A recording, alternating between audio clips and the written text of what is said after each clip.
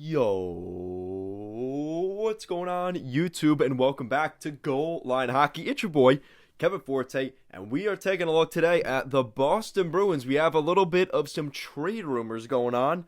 The Boston Bruins, for a while now, have been looking to move on from forward Jake Debrusk, and it seems like we are closer than we were, at least at the beginning of last year, in terms of a Jake Debrusk trade. So I'll be giving you an update on that front right now. So Jake Debrusk is looking for a trade. So this is from Ryan Rishaug. Spoke with the agent Rick Valetti for the Boston Bruins forward Jake Debrusk. Valetti confirmed that over the weekend they asked for a trade. So there has been a trade request from Jake Debrusk. They believe that a change of scenery would be beneficial. Debrusk will remain with the Bruins while the Bruins try to work out a trade. This is from insider Elliot Friedman. Have heard that the Bruins and Debrusk are trying to find a new home for a fresh start. Have been told that nothing is imminent, so it doesn't sound like something's going to be done. Might not be till the beginning of next year, but there's going to be talk going on. From David Pagnotta, have been told that Jake Debrusk has wanted out of Boston for a while now, and that the Bruins have been aware of this for months. Over the weekend, things had escalated. It doesn't sound like anything is imminent. Again, we're hearing that same sentiment, but the attempt to trade him has intensified. And then from Bruce Garriach, believe that during the offseason, the Ottawa Senators and Bruins had some talks about Debrusk. It would make sense if they circled back again. So this creates an interesting situation where Jake Debrusk, who is ready to leave Boston and has been now pretty much through all of 2021. This is not the first time I've made a Jake Debrusk trade rumors video. But Jake Debrusk, at 25 years old, he's still getting into his prime. He's from Edmonton, Alberta. And this is a kid that is just he's playing in his 5th NHL season. But obviously, there has not been much success. You look at his first season in Boston, he had 43 points in 70 games. He followed that up with 42 points, 42 points in less games, so in 68 games, 35 points in 65 games, and then really the 2021 season, which was earlier this year, in 41 games, he only got 14 points and was really one of the epitomes of the Boston Bruins' lack of offense in the playoffs earlier this year, and some would argue one of the reasons they didn't go further in the playoffs. You could thank the Islanders for that. But Jake Debrusk was one of those guys they had relied on to be a good middle six forward, maybe even a top six forward, as a guy that could play on the first line. It just hasn't seemed to develop that way for him in Boston. And you're looking at his numbers right now, he actually is playing okay. He's got, in 17 games so far, he's got 3 goals, he's got 3 assists, so he's got 6 points in 17 games. That's about 3 points a game. It's actually a little better than that. There's a guy in 200 games in the NHL. He's got 140 points. So he does have some numbers to back up his NHL career. But this is a kid that, again, he was one of those, very infamous draft picks in 2015, where he went 14th overall. Who was the other guys? I believe it was Jakub Zboril, Jake Debrusk, and Zach Senyshyn. So, and then who went right after? I believe it was Kyle Connor, Thomas Chabot, Matt Barzal. There were a couple guys Boston could have grabbed in that draft. Yikes. That has to hurt a little bit. And now Jake Debrusk wants out of Boston, and this is one of the 2 guys that actually became somewhat good. Jake Zboril is kind of in the organization a little bit. So Jake Debrusk really was the best of those 3 players, and he just requested a trade out of Boston. Not a great optics here for the Boston Bruins. Now, again, it has been a long time since then. It's been 6 years since that draft. But, man, you look back at that, and I have to do a video in the offseason about that, or maybe during the Olympic break, about that 2015 draft, because I think the Bruins were one of the teams that just, you remember, because they had 3 straight picks. That was Peter Chiarelli at the time.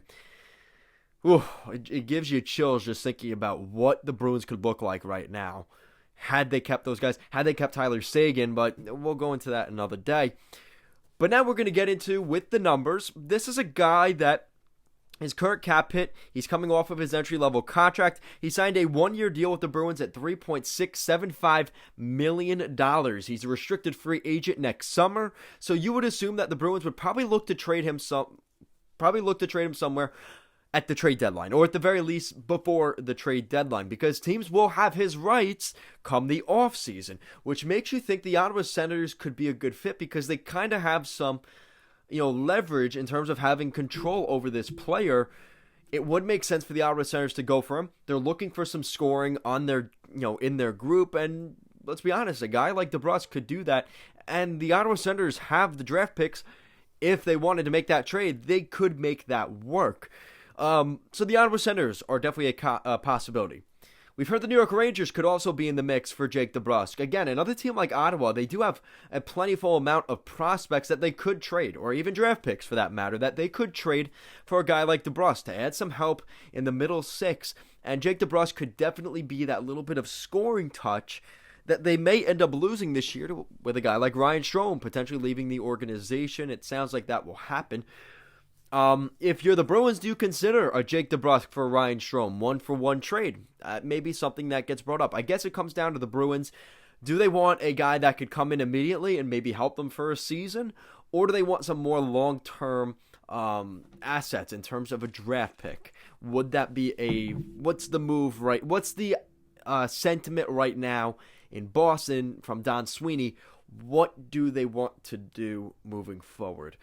With that said, like I said, final year of his contract, I think the Senators would be a great fit. The Rangers would be a good fit. I think a team that should be in the conversation as well. Guys, he's from Edmonton, Alberta. What about the Edmonton Oilers? The Oilers would love to add some more scoring depth. With how they're playing this season, they may not be afraid of giving up a first-round pick this season in order to get Jake Debrusk. That could be potentially on the table. Now, the problem is, I think Ken Holland would want to wait a little bit. Again, this is what happens. Teams are going to want to wait a little bit longer to give up that kind of draft pick. It might not be until that last week in February where a team decides they're willing to give up a first-round pick for Jake Debrusk. I think it's too early in the season right now. We're only a quarter of the way in. I think the Bruins would be smart not to make that big of a move quite yet. But Jake Debrusk is definitely going to get some attention. He just turned 25. He's an October birthday. So this is a guy that's definitely going to have teams interested in him. Those are really the three teams that I think are the most intriguing. But another team I could see in the mix as well is the Carolina Hurricanes. The Carolina Hurricanes are always looking to add some guys in terms of depth to their forward group. So Jake Debrusk could be a fit possibly in Carolina as well. So in terms of the most possible, I do think the Ottawa Senators are going to be toward the top of that list.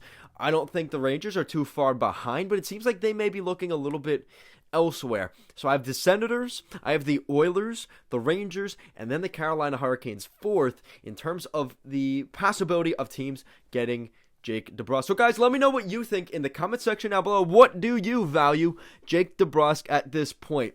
This is a guy that can give you some good numbers. He's given, in his first 2 seasons in the NHL, he consistently can give you a 30 to 40 point season, barring a 82 game schedule. Jake Debrusk can put up points as a depth player.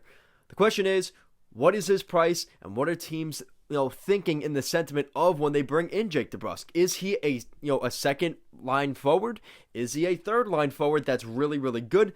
Where does he fit on the roster? So let me know what you guys think of all that. And if you like what we're doing here at Goal Line Hockey, want to see the latest news around the NHL and more videos just like this one, make sure to give this video a big thumbs up and an even bigger subscribe down below. Guys, as always, thank you so much for watching, and I will see you again next time.